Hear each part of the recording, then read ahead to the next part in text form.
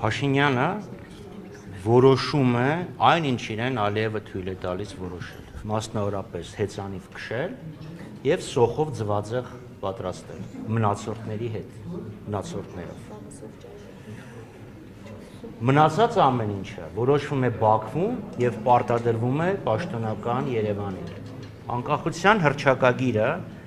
մեր պետության ստեղծման անկյունակարն է եղել։ Այդ անկախության հռչակագրի ոգով է կերտվել մեր պետությունը, այդ անկախության հռչակագրի ոգով են արձանագրվել մեր բոլոր հաջողությունները։ Այս հանրապետության հիմնական ձախողումը, որը եղել է, Նիկոլ Փաշինյանի վարչապետ դառնալն է եղել։ Դա է եղել 90 թվականից գոյություն ունեցող անկախ ինքնիշխան Հայաստանի հիմնական ձախողումը։ Ձեր հարցինի պատասխան։ Այո, դա ուղղակիորեն Ադրբեջանի պահանջն է եւ Փաշինյանը պատրաստ է գնալ ցանկացած իջման, ինչպես որ գնացել է նոյեմբերից 20 թվականից մինչև այսօր, որպեսզի պահի իր իշխանությունը,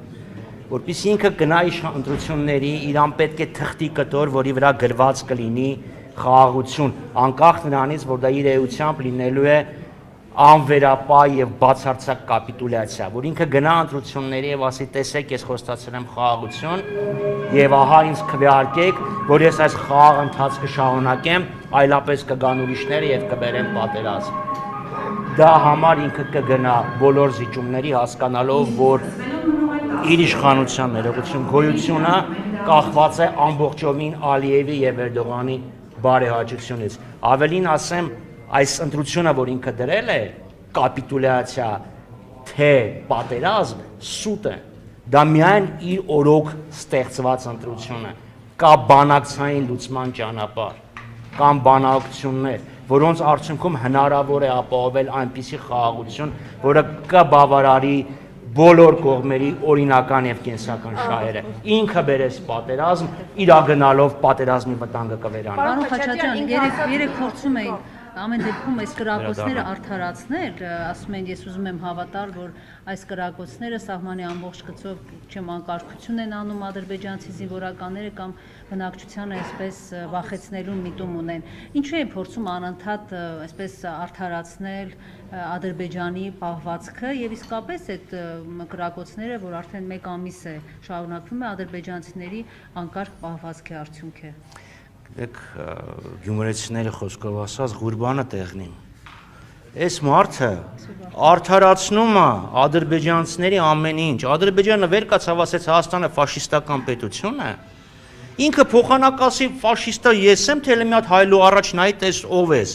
Ցեղասպան, հանցագործ, որը պետքա կանգնի միջազգային դատարանի առաջ, ասում է դե եկեք մի հատ հասկանանք ինչի ինքը մեզ կոչեց ֆաշիստ, ինչի ինքը մեզ կոչեց ռևանշիստ։ Այո, ինքը Ալիևին արդարացնում է, որովհետև կրկնում եմ, իր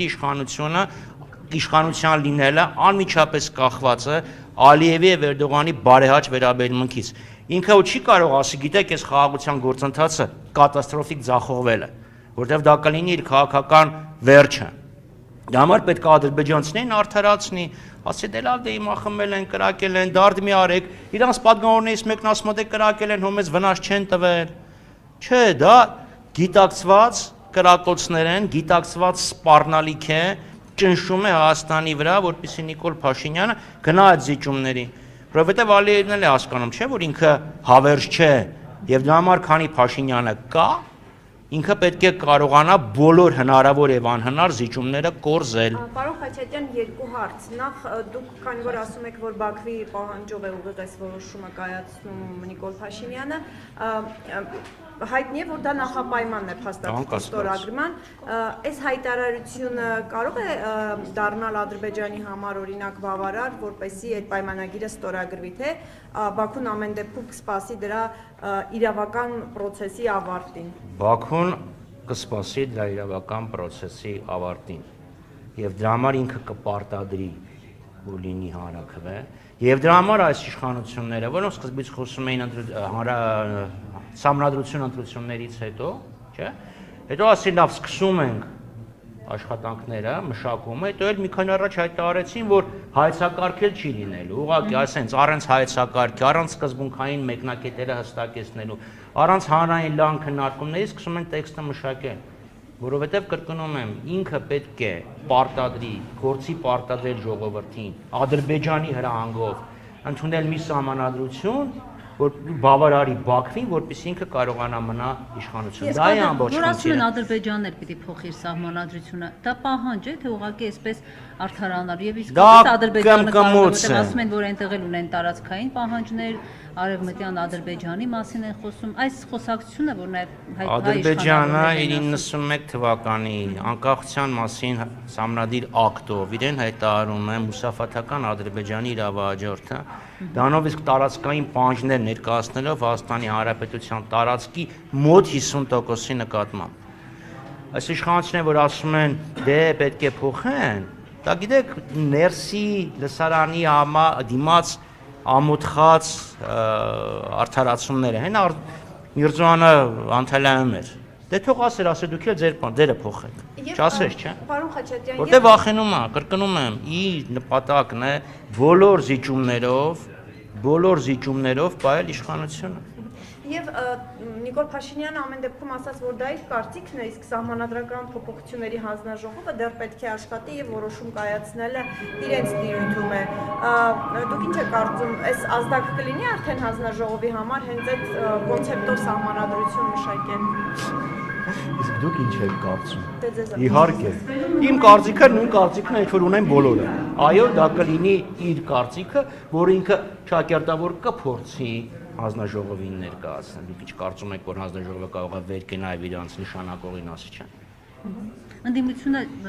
որոշել է չմասնակցել այդ քննարկումներին, գնալ, այսպես ասած, հակափաստարկներ ներկայացնել, որտեղ բոլոր հանձնաժողովները ինչ ձևավորվել էր սահմանադրական, ընդդիմությունը բոյկոտել է։ Հնարավոր է այս անգամ վերանայում լինի եւ գնալ հենց այնտեղ ներկայացնել հակափաստարկները։ Այստեղ թող տվեք, որ ես իմ անձնական կարծիքը հայտնեմ,